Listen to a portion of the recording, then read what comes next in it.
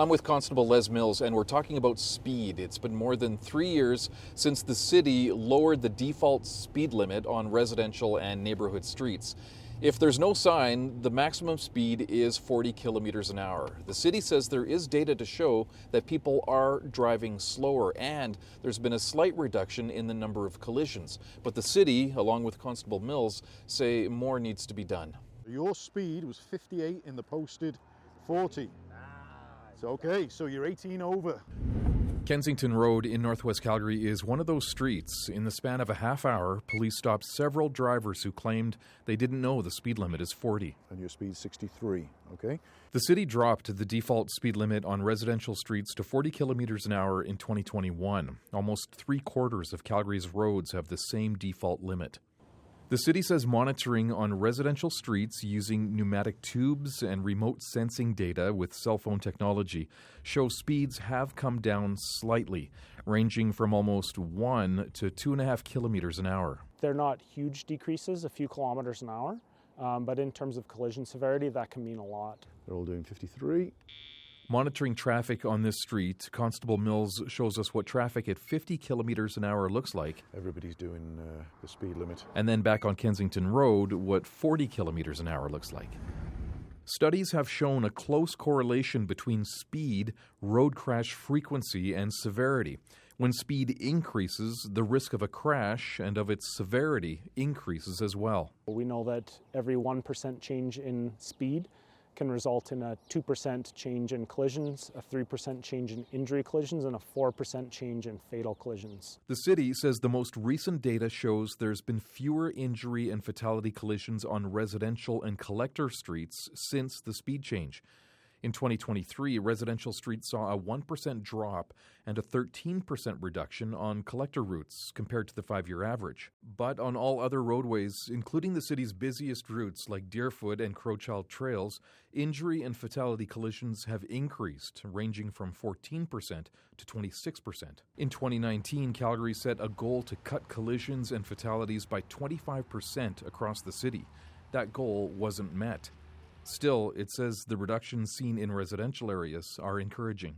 A lot of our collisions are happening on other roadways. So this is really meant to improve safety in neighborhoods and make it feel safer when you're in your community. But Calgary still has a long way to go. A report from the city compares injuries and fatalities due to traffic collisions with data from Edmonton and Toronto.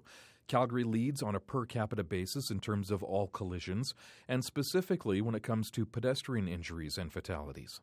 Definitely concerning any time a pedestrian is killed in traffic.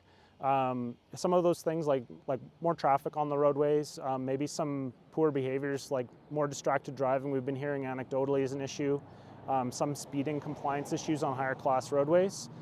So all of those things are very concerning. The city is considering more speed reductions. An additional 70 streets have already been lowered from 50 to 40.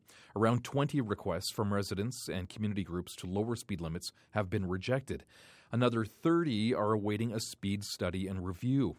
20th Street in Marda Loop, north of 33rd Avenue, was recently rejected and will stay at 50 kilometers an hour. When I spoke to people in the neighborhood last month, there were mixed views on whether speeding was an issue. It's a very busy, very fast-moving street in a residential area, which is, concerning for myself and others who are walking in the area. I think it would be a good idea if it did go to 40. I think that the fact that there aren't four-way intersections creates the potential for cars to just really speed on through and cause accidents. The city says it reviewed 2 sections of 20th Street and determined that speed, traffic volumes, the length of the roadway, and other factors did not meet the city's threshold to trigger a change. We have a number of criteria, but one of the main ones is the average speed. If the average speed is below 45 kilometers an hour and the other criteria are met, then we'll reduce the speed to 40 kilometers an hour. If you don't see any signs, always assume 40. Back on Kensington Road, Constable Mills continues to spread the word about the lower speed limit. He's been a traffic cop in Calgary for a decade, and he says a lot has changed. See a lot more racing going on within the city of Calgary, and that's where we get all the issues. People driving faster, cars are a lot safer. collision detection warnings and all this type of stuff in newer vehicles. Some people rely on them too heavily. He's part of the traffic section that meets with people who are looking for lower speed limits in their communities. He says when those meetings end up with a speed limit reduction, communities will see the impact. It's definitely made a difference. The people are more aware of locations. As time goes by, they're looking for the signs because it's now the default is now 40, it is not 50. Tickets are very, very expensive. The demerits are expensive with your insurance policies. So I think people are much more aware of the locations they're in, where they're driving.